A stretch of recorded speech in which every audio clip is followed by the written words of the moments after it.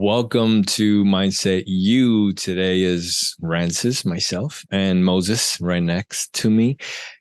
We're talking about keeping awareness when you're going through a transition in your life, making goals, working through them while you're dealing with the reality of emotions and the challenges that life brings to you, whether that may mean some sacrifices to your own values or some rewards against your own values. All of this, we're going to be talking about it because we're going through it live right now. This is not a past experience. This is a current experience we're going through, and you're going to hear us talk it through. Let us know if you have any similar experiences that you're either going through, have gone through, or are nervous about going through. You can find our podcast in Apple Podcasts, anywhere, Spotify, YouTube Music now for Google Android users, as well as on YouTube. Check our website. We have tons of information about understanding how change happens, how change occurs, and apply it to our lives like you're seeing in this podcast. Hope you enjoy it and share with a friend. Last week, I asked you about the letter. Yeah. You didn't really answer me. Just away from the conversation. I don't know if I'm in the space to be able to do that kind of work for the business. Like, I don't have time. Mm-hmm. It's like I'm in this cycle of sleep, wake up, go there, come home, sleep. Mm-hmm. There's no time to do jack shit. Mm-hmm. And then the weekend, I'm still working on shit. Yeah. So I don't know. All right. This is for me, it's good money, but at the same time, I'm like, damn, bro, like this is a lot. Mm-hmm. You know, a lot for not my business. Mm-hmm. And that's a little frustrating because it's just like I put this energy into my shit. Yeah. So what do you feel that what would be a balance like for you? What would be a balance? Yeah, like where's the line where it's like you say this is a lot. So where's the line where it'll be acceptable? I don't know. If I was able to get 2 hours or 3 hours a day to be able to go work out, do something, you know, it's like Friday, Saturday, Sunday is the only thing you have. And then I'm dedicating time to this. And the rest of the little time that I have is with my girl. And then prepare for the next week. Like, there's nothing. So you I have to wake up at 4 a.m. to do whatever little workout, you know, to get that in. It's not sufficient. It doesn't do it for me. Mm-hmm. I need space. I need my time. So what do you feel from that? Like lack of time? Like what do you feel is happening to you?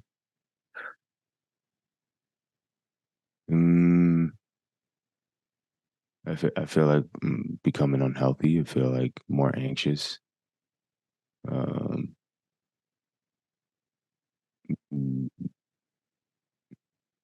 I don't know.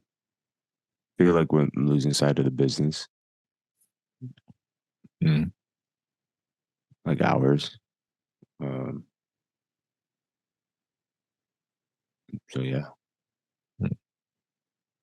So like, all right. So you feel like you're losing sight of the business, feel unhealthy. So what does that mean to you? Like, what does that mean to your legacy, to your perception of you?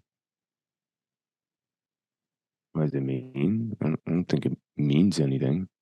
I think it's just It's not how I envision living my life. I'm definitely not doing this more than 2 years.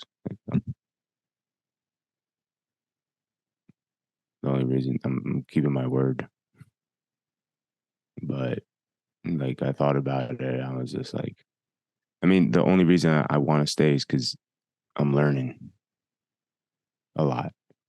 It's the only reason. But at the same time, it's just like shit ain't shit ain't worth the losing your health.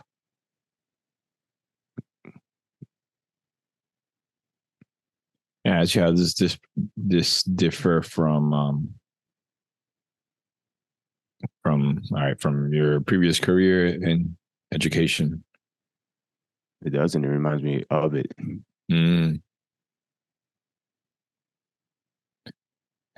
I'm in a different position, which I'm enjoying because I'm leading, which is what I've always wanted to do. There's a team there. I enjoy leading them. I enjoy teaching. I enjoy making decisions. Uh, but in terms of like, it's a I guess it's a trade off, right? It's the question is whether I want to continue would want to continue making this trade off for the rest of my life. mhm. No, I'd rather be broke. That was going to be my next question. Now, when you compare it to like entrepreneurship and the life you were living there, because that was also nonstop, right? Yeah, So, but I enjoyed it. Like I have choice. what do you mean? I have choice. And first of all, it's something that I'm passionate about. I care about. It's something that I believe in wholeheartedly. I'm not saying that I don't believe in what we do in the company, um, but it's not my thing. Like I don't see myself leading people in dentistry. Like Yeah. it's not what I care about. I can do it, but it's not what I'm passionate about. You Mm. know, I enjoy the culture aspect of and changing that. Um, but yeah, that's for entrepreneurship. It was like we were doing something that like I felt would make a difference to the world. This doesn't feel like that for me. I feel like I'm making a difference to the people that are on my team, and that's pretty cool. You know,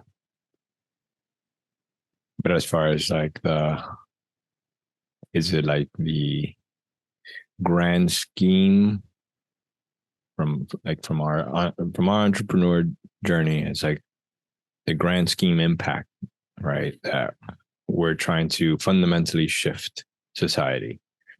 Is it from like that comparison? Because like at the end of the day, we're still having impact on individuals, like you said, right? You're having impact on your team, but then there's also the impact of what this company does. It's having impact on the individual. So how does those two compare? Is kind of what I'm trying to ask. the impact of because it's not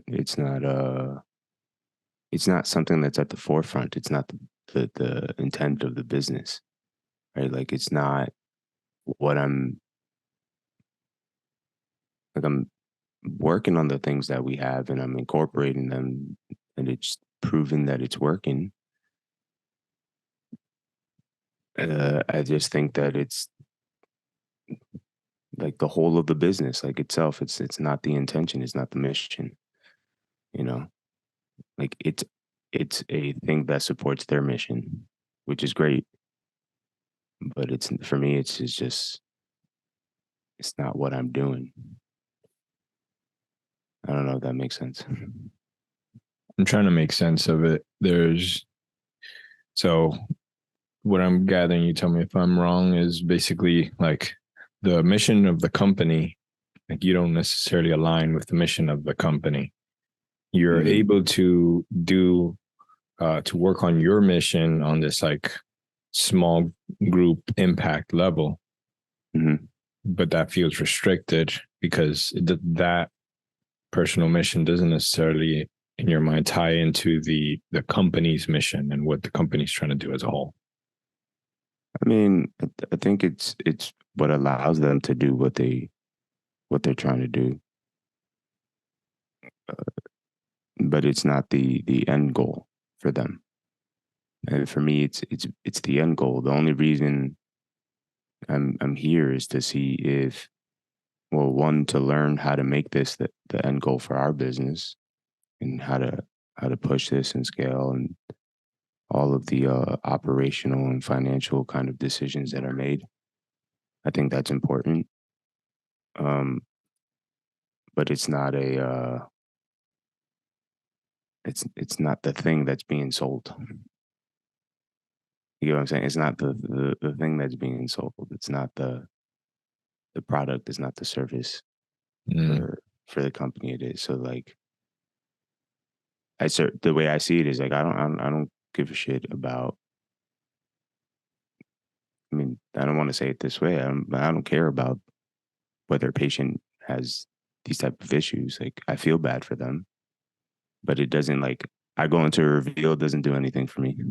mm, You know, like it's like, oh, nice, that's awesome. Everybody did great. But the reveal, what that means to me is that everybody worked together to make that thing happen, and mm, that's pretty cool, right? But to me, my client is the team. mm. Okay, It's not the patient. gotcha. Because from the way you see it, it's like, all right, so we talk about with our business, the mindset, the emotional regulation, the all these concepts. So with the team is where you're able to utilize and flex those tools. But with the patient, that's and I wonder because I've kind of had this thought as well, in the sense of like we've worked so hard to identify core challenges, core issues in people's lives and so on and so forth. We always fundamentally fall down to the same kind of source, which is mindset, perspective, and all of that. And we're, what we're doing now, we're tying this all to something external in a sense, which Mhm. like with this product is going to bring you this. All right. So at the beginning, I was having a little bit of a challenge with that. It's like, okay, so I'm sitting here speaking to someone about getting them to their goal. And it's like, yeah, we're still not quite there in the goal. We're just halfway there with this solution, but there's still a lot of work to be done. Mhm. And I had for a bit of a challenge with that when it's like, this is not the complete solution. So is it some of that with you as well? Yeah, I think I can align with that. I think that uh, yeah, it's hard to say. Like, and I see that sometimes with people that I work with, especially with the doctors, as um uh, like the other day we were speaking on how to go digital, right? And for me, it's hard to be innovative in that space because I don't, like, it's teeth for me. Uh, and to contribute to that from that perspective, there are a couple of variables. One is knowledge. The other one is caring about the thing. But it's hard for me to provide solutions in that space because, one, knowledge, and two, I don't necessarily care about what the end product is for them. What I care about is the team and how this impacts the team. And when it's having conversations with doctors on this, it's hard to get them to think outside of the the how, which is super frustrating for me because they are only talking about the obstacles and the challenges that are in the way. So for me, the opportunity was the mindset on how to envision something that's grander or larger, which is one, not thinking about obstacles and challenges, but thinking about what does 3 years look like from now? What does 5 years look like from now? And then asking ourselves, how do we begin to get there? Right? Not what we're doing right now. Like, how do we get there now? And that was like kind of frustrating for me because it was just like, you know, they think this way. Mm-hmm. And I was like, is it beneficial for me to change the way that they think right now? Mm-hmm. Right? Because they're not the ones in control anyway. They're not the ones that make these decisions. There's probably more things there. And that's where I feel that, like, for me, I can excel in those areas. So it all in this is all to say that I don't the value in which I'm getting is in financial and operational, which I'm appreciating. And I feel like I'm learning so fast right now that in about a year, I'm going to be over it. Mm-hmm. About a year, I'm going to be over it because I'm going to be like, I got this shit already. You know, uh, it's going to be hard for me to see the weight of or the value of these dollars that I have now, and I'm able to be calmer financially in my life, and I'm able to do things and all that. It's going to be hard for me to say, yeah, I'm going to keep this versus my mental health, sanity, and vision and passion and what I want to do with my life. Mm-hmm. Like, it's not worth it. I was like, I've learned a new level of capacity and workload of who I am and what I'm capable of doing. And I was just like, oh shit, I can do this in my company now. I feel like I could build something. I was like, that I learned. At the same time, it's not worth the health, the relationships that are being hurt by it, and all these things. You know, Mm-hmm. that's kind of where I'm at in the middle. When you say the relationships, what's the impact that is having in that arena for you? Well, I mean, with Marina and self, it's Marina. We don't spend as much time together, so and I'm always tired. Like, I'm exhausted all the time. Um, I my parents, haven't seen them. I saw my dad for the first time in like 3 months last week. And so it's harder. It's even us. Mm-hmm. It's very different. Yeah. So, where is there hope for you? Is it just a 2-year mark? No, I think the hope is being able and the accomplishments and the achievements that are potentially there. I think that's what I'm focused on. Um, the hope is in being able to take these monies and build something outside of it. That's the hope. So, I mean, that's what I'm focusing my energy on. It's like, all right, these are some of the things that are outside of this, and this is just, this company is just a vehicle to help me do that right now. So it's a sacrifice that I feel is being made in order to make that happen. Yeah. So, it's interesting when you were sharing before about the long-term vision versus the current problems. Um, Mm-hmm. because yeah, because you said something specifically. You were like, this is the way they think, right? You mentioned like, is it even beneficial to me to want them to think differently, or want to get them to think differently? Because they're not in that kind of position, if you will. And so that to me highlighted that kind of similarity, right? Where in with our business, we were so forward thinking. We were always thinking about like, how does this build up to a future? Right. And in fact, like you and I would have arguments about that, right? Where it's like, yeah, that's great for the future, right? You would be like, but right now there's fucking fires, and I'm so far out there, right?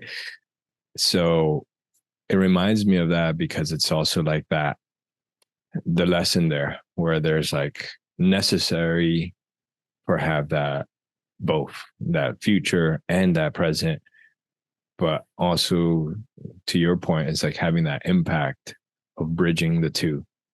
Like being able to have one, instead of impact, let's say authority to impact that connection. And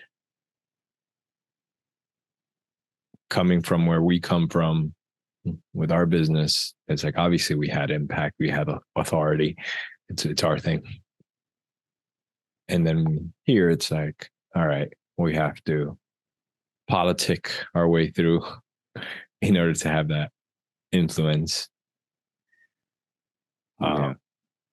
And I've said to my wife that I can see this like being a thing for me, whereas like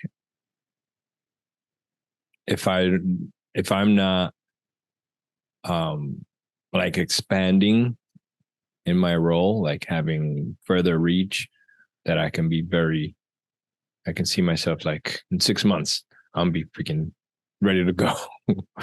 you know and it was something that from the get-go she was very nervous about me. She was like, like, I'm gonna bring you in, but don't don't leave me hanging, type of thing. So it's just interesting, because it's like it connects to that same, I feel like it's like that spirit, right?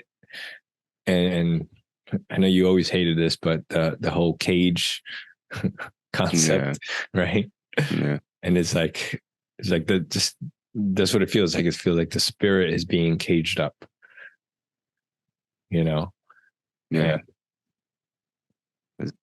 It feels like. and it's like, huh? No, I was gonna say that's exactly what it feels like. Yeah. So I've been kind of working through that. Like I said to you before, like for me, the idea of like the product that we sell or offer in this company, it's like this is the outcome. And to me, it's like, this isn't the outcome. This is just one of the symptoms, one of the stepping stones,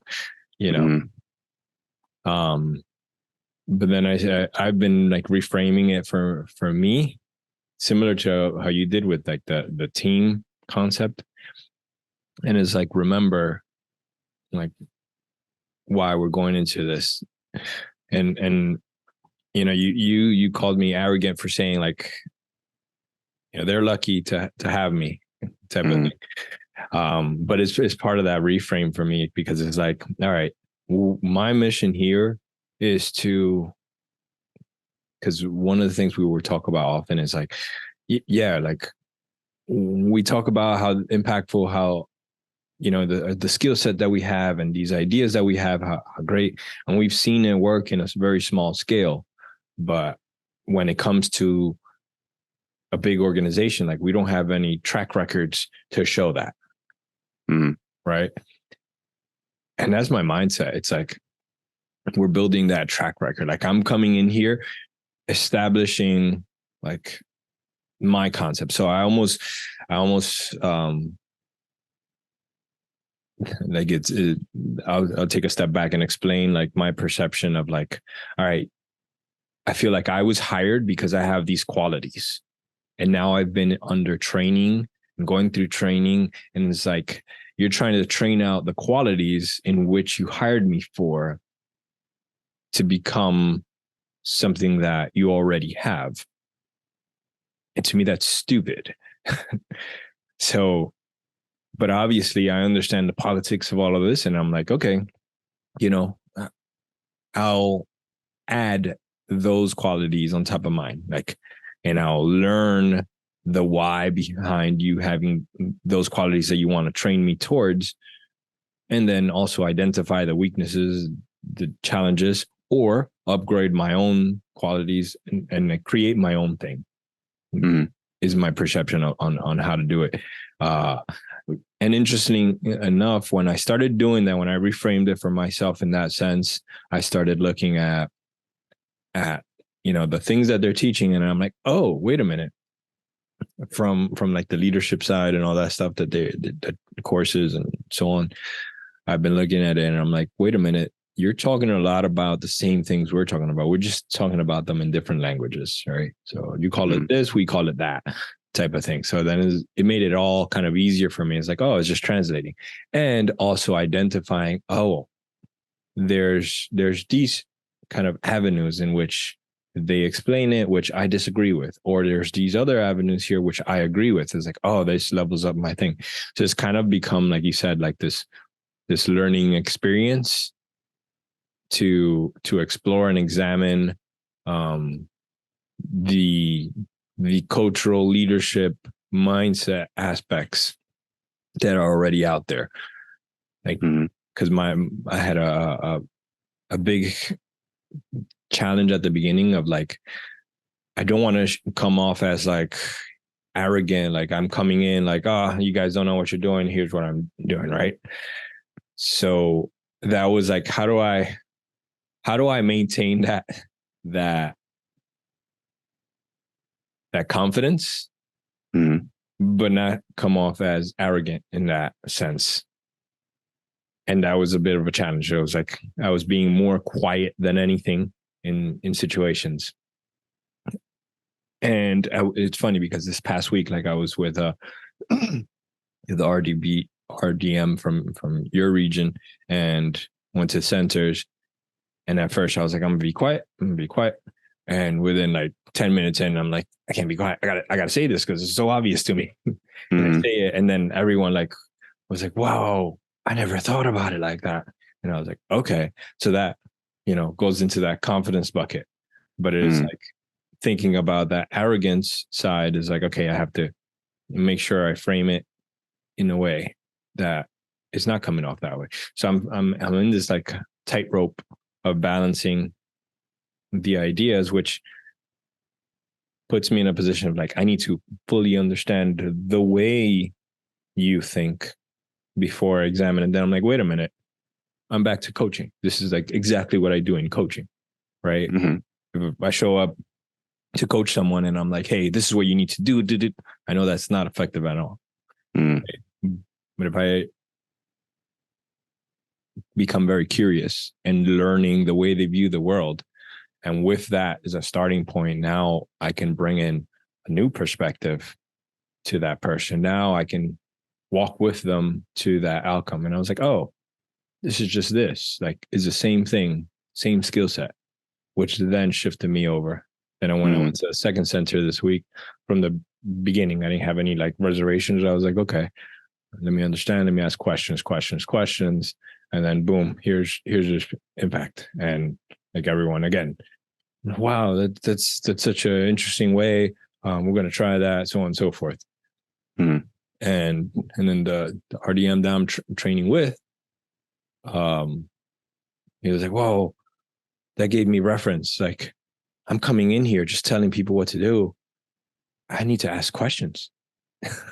And it was like, okay, cool. I'm having impact, So that was, for me, that's kind of been my journey with it. But you got like what, a month or 2 months ahead of me? Yeah, I just finished 3 months. Okay. Yeah. Last week. I don't even know how many. Yeah, I'm 1 month 1 month and a week or something like that. So yeah, so I'm just looking at it from like, is your future my future in 2 months?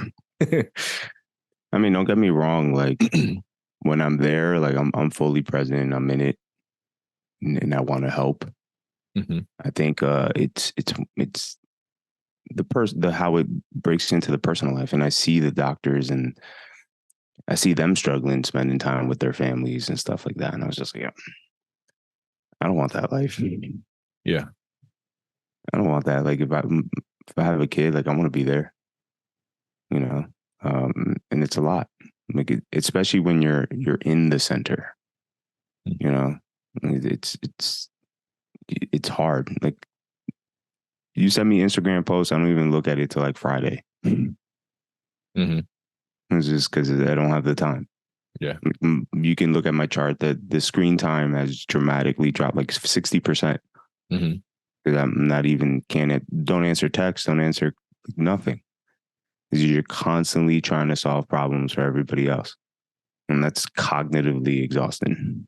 Mm-hmm. So by the end of the day, you don't want to do jack shit. Yeah. Like, so it's definitely an impact.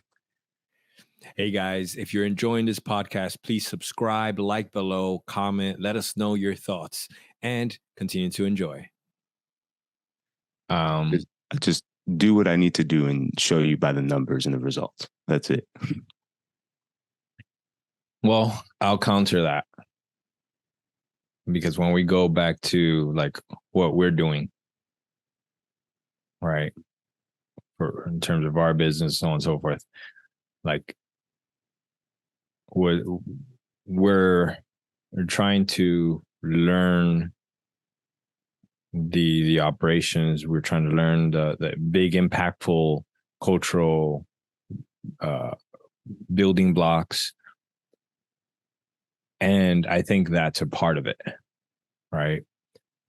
Also, we're also planting these seeds and flags, if you will, for our future in terms of like, hey, these are the impacts that we've had with our tools in this organization, right? So like thinking of it, 10 year down the line, we're building, not even, let's go 3 years down the line, we're building our thing, and we're trying to sell our thing to other organizations, whether it's school, whether it's business organizations, and we're like, hey, listen, we've had this impact. Those relationships that we cultivate are going to be that end of like, hey, in this company, look at these impacts, right? So I get you. Is like, oh, the results speak for themselves, but just like in history, we've seen, like, for example, like the light bulb. I've heard that Edison didn't invent the light bulb. It was a black guy that invented the light bulb. We don't know his name. Mm-hmm. And it's like, obviously that's a bunch of additional issues, but there's that prime aspect of like, yeah, that is important, because you do get shoved to the ground and pass over, and then the results are the only thing that speak, and people lay claim to those results. And yeah, I hear you, but I think I don't consider that politics. I consider that networking. Yeah. Like to me, politics is psychologically playing these kind of strategies to get to where you want to get to. Like to me, every person that I meet is a potential impact. It doesn't matter, right? What matters is like what I'm doing. And in terms of claim of things that I do, it's so digital now that my name is all over it. I can record and say what I need to say, and they know it'll be me. Like we're going into a space where now we're so digitally attached to each other that often, being inauthentic is can be really hard, in my opinion, at least for me. Mm-hmm. because people kind of see that shit now. Mm-hmm. And that's why I'm like, I don't need to do that. If I do the results, my name is on it, and I value every person that I meet, then it's a potential impact. It's not politics anymore. It's networking. Politics is like playing some type of strategy. Like, I want to get close to that guy because of this, that, third, or Okay. I don't want to do that. So when you put it under that definition, I agree with you then 100%. I also don't think that's what everyone else is speaking about when they say the politics in terms of that definition. So maybe.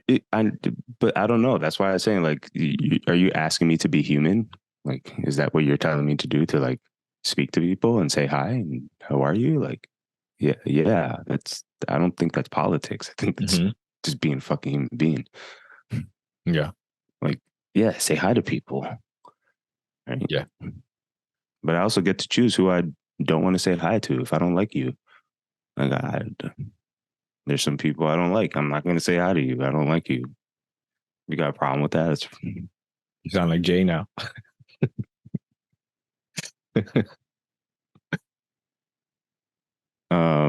But yeah, it's kind of, I don't know if this is an actual podcast or what. I feel like I was talking shit. No, I think, all right, we talk about mindset, right? And this is like a hard transition that I feel like many other people can relate to. The idea of making a hard transition, feeling like you're losing some values that you hold dear in exchange for something else, right? Like all of these concepts aren't outlandish. They're not like specific. They're human challenge.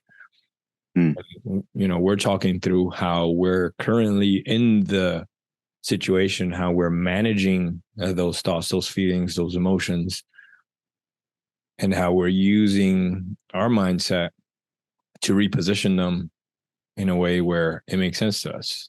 So I think, yes, this is a episode, a mindset episode. It's just a little bit more real in the moment because a lot of times we talk about things that we've gone through already. Yeah. No, I think you're right.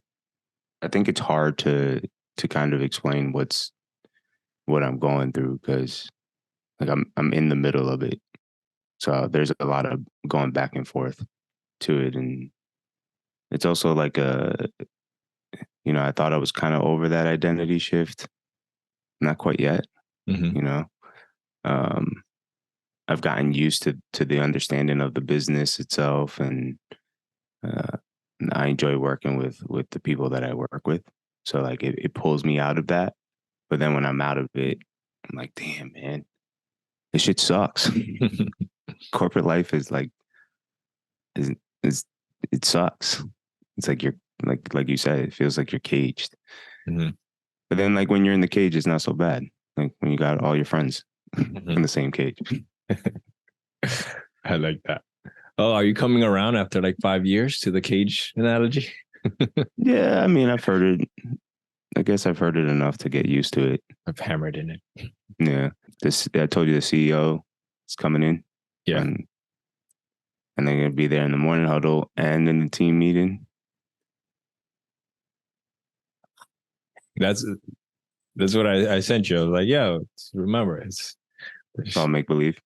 Yeah, it's like, oh, this is a CEO. It's like it's just another person that's coming to your center because you guys are doing firework. So they're, not the CEO. It's a student that's coming to learn from you. Yeah.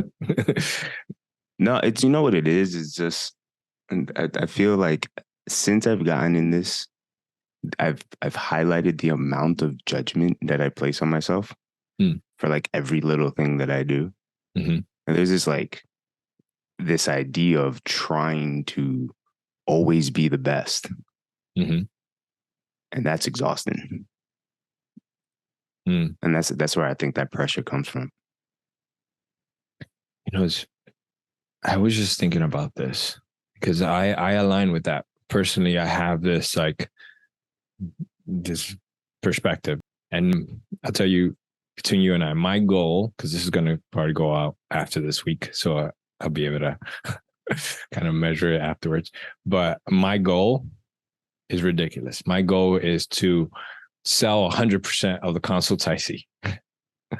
Right. Mm-hmm. So, I was kind of like going through the process with that for myself of like, why Rances? Like, why set an impossible goal based off of all the numbers, right? And then I thought about the outcome of it. It's like, okay, how would you handle if Toei goes, you don't sell one console?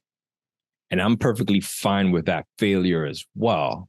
And talking through it with myself about it, I'm like, oh, okay, I like to have these hyper ambition things, but I also balance it out by having this hyper compassion towards myself.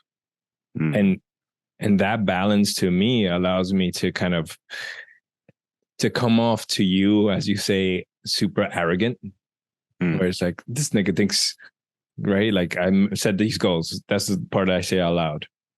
But on the flip side of it, when it's like, if I don't achieve them, I'm like, okay, like this is the opportunities to learn. This is whatever. This is where, it's a humbling experience for me, as opposed to like a identity shattering experience. And I think that side of the balance is what allows me to have like that hunger, but then that like, because I'm sorry, I'm going all over the place, because just thought about like Michael Jordan, where the Last Dance, where I took that personally, right? With anything that happened, like had nothing to do with, like, that's his driver, like that competition, that like, I'm gonna crush you idea. And I'm definitely not like that, right? That's not my driver.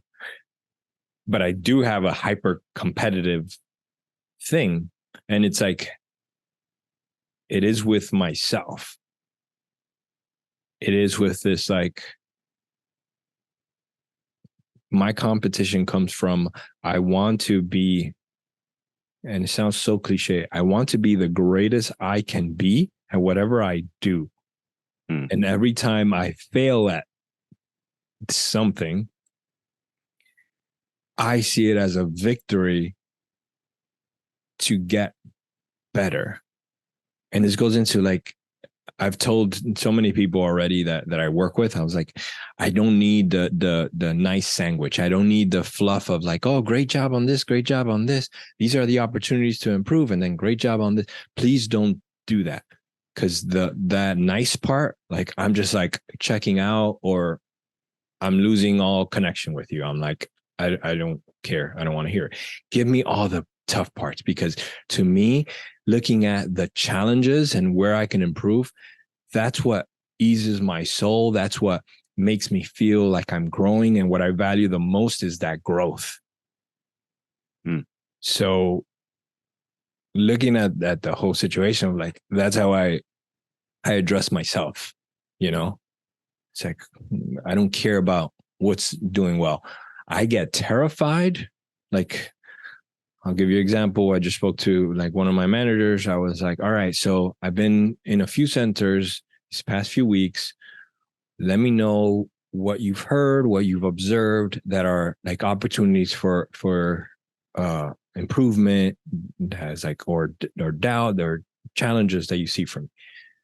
And I was in a conversation with two managers, and they both go, no, we've only heard great things. And to me, that's terrifying. It's like, where can I work on then? Like, where can I can't be great already? That is what hurt to me, as opposed to like the opportunities. Yeah, I think the hard part for, especially when you're in there, is just like there's not enough time to reflect or observe other people and what they can do better, can or cannot do better. That's why I put the survey out. I don't know if Paula told you I did a quarterly survey. I created it and sent it out to the team to give me feedback on what it is, because I'm like, I don't know how to get better. Like, I have no data. Nobody's telling me anything, you know? So I was just like, you know what? I'm just going to send a survey out and ask all the questions. So yeah, I agree with that, but I think it's because people don't have enough time to like really sit down and reflect on like your performance and what you're doing. And I don't know if they have the right questions like in their mind. Like, how do you evaluate somebody? So the thing's like, oh, I think you're doing great. That's the easiest way out. Yeah. That's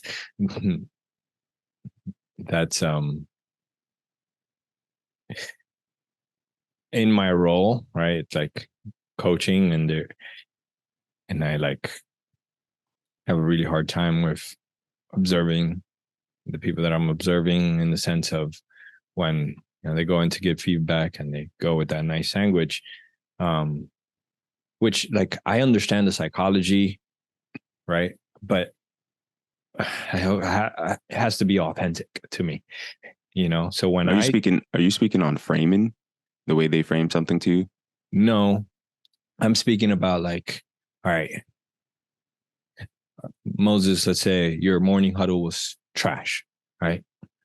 It's like, first we have to sit down and highlight all the good things, the good parts about it. So it's, Moses, I like the way that you had printed paper. I like the way that, now an opportunity here might be, speaking directly. It's the framing. It's just annoying. But like framing from the side that I've learned from corporate, what they define as framing is not necessarily that. But now that you mention it, it is the framing on how the people in the field like create the definition of it. So I guess, yeah, it is what they call the frame, but it's not. It's not the true frame. It's just a nice sandwich, and it's a basic white girl frame. Yeah. So it's like, it's not the way I approach things like at all. And whenever I lead a thing, I do it a whole different way. And I've noticed the impact that my way does, which my way comes from coaching, from like the psychology and understanding, which is, number one is, first, let me ask the person what they're perceiving, what they're experiencing, and then dig into that. Right now, this allows me to understand the way they see the situation. So when I give them a point of feedback, they feel understood and connected with. Now my point of feedback has a huge impact on them. And then they're like, wow, thank you so much. So the nice part of the sandwich is like, oh, he got to know me for a second first. Now he complimented me on this, on that, and whatever. Because I see people, they gloss over as soon as that starts. Like, yeah. Okay, cool, thanks.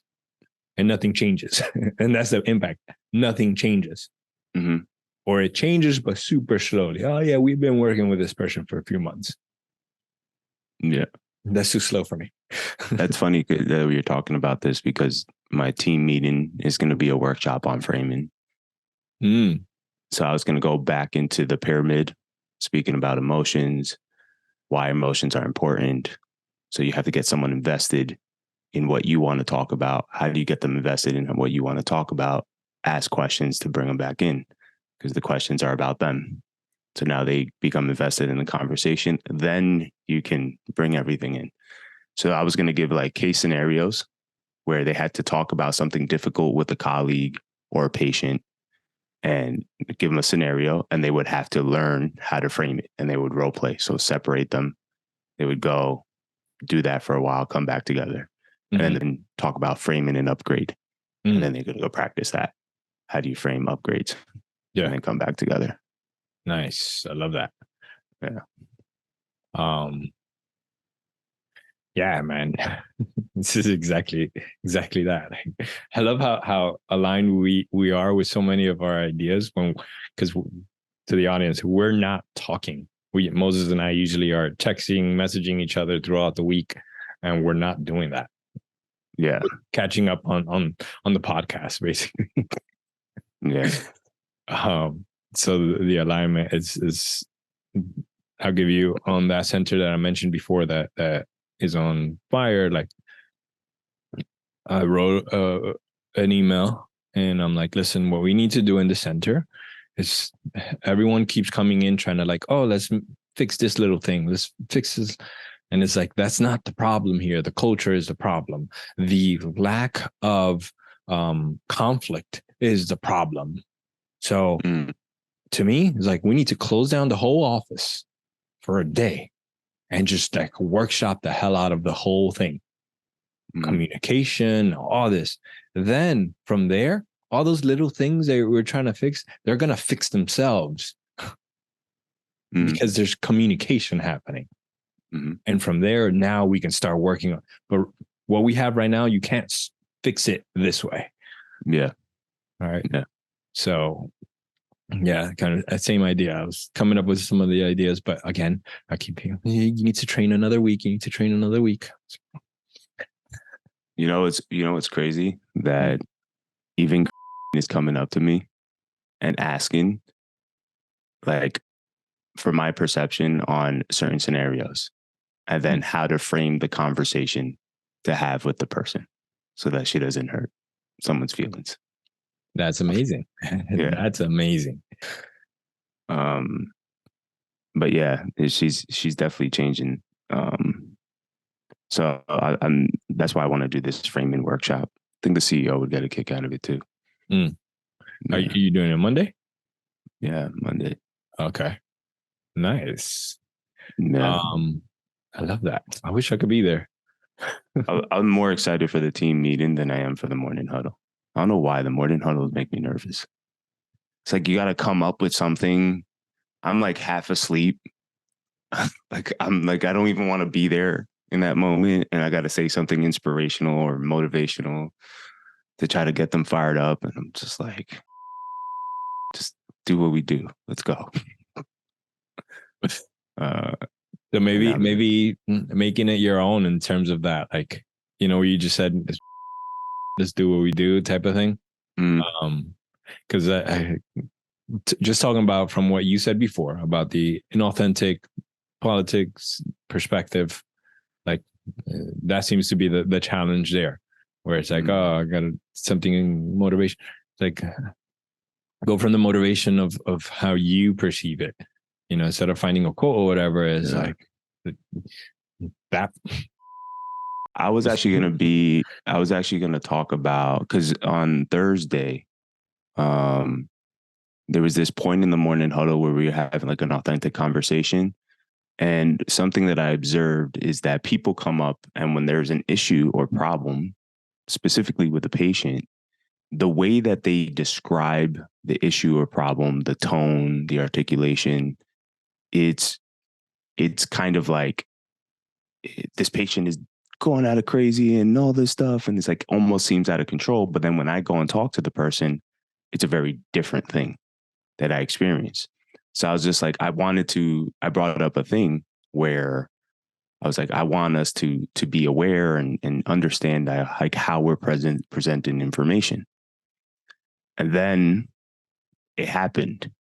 So a patient came in from that used to be a patient of ours, but he was dismissed.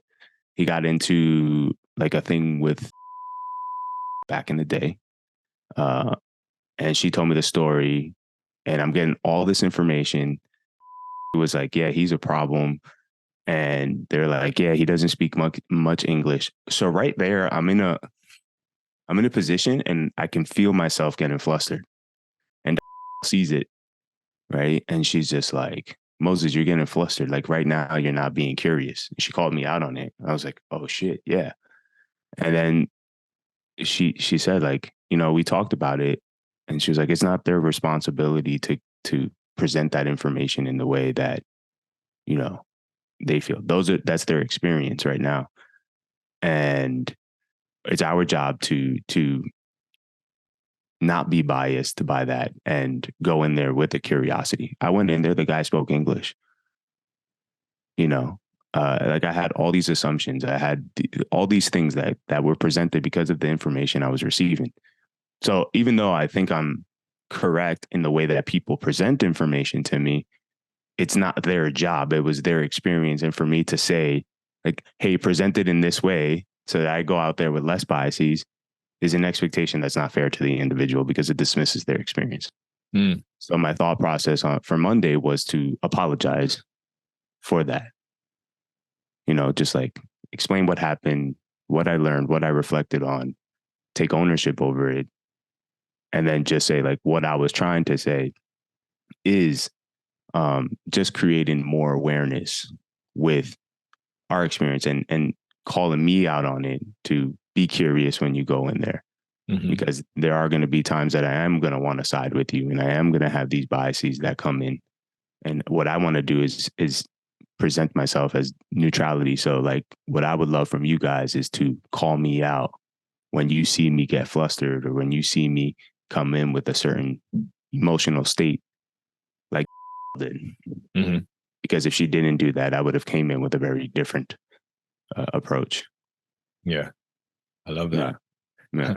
I had a similar experience as well. I was asked to follow up with this patient who canceled, mm-hmm. and the whole thing was like no one understood what happened. It was the same day start, and the patient went back, and then I got up and seemed upset and left. And so that was similar. It's like, oh, it's English second language, all this stuff. So I called the patient, and like, you know, leading up to the call, I was like, with all these things that they mentioned, and I'm like, reset, curiosity was my point of this call. I want to learn because that in all these conversations, I was like being curious when people are giving me the download and all this stuff. I'm like, okay, so what was the person thinking here? What was told to them? I was like, well, I don't know. There was a lot of I don't know. So then call the patient with that same mindset. Like, all right, I'm not trying to convince you to come back or anything. I just want to learn. Right. That's the message in my head. I get on the call, spend half an hour on the phone. This is a person that they had said he didn't talk much, stays quiet, just like quick answers, all this stuff. He showed up with curiosity, started talking, no problem. Like had a lot and gave me clear understanding of what happened from their eyes, which also gave me clear understanding of opportunities that were missed, you know, challenges that came up that were not even like anticipated. Like, for example, and I asked this question and everyone's like, no, we don't have that. I was like, that's ridiculous.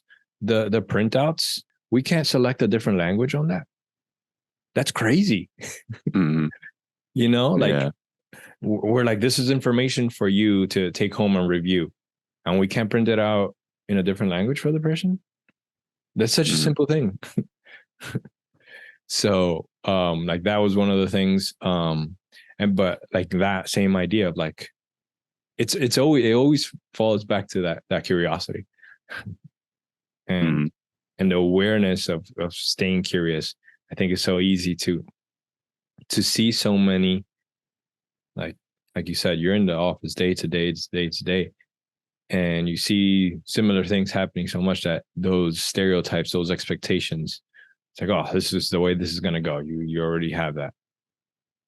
And it's really maintaining that awareness of staying in that state of curiosity. That is the biggest challenge, but also the biggest superpower. Yeah. All right, guys. Thank you again for tuning in. We really hope that you enjoyed the podcast.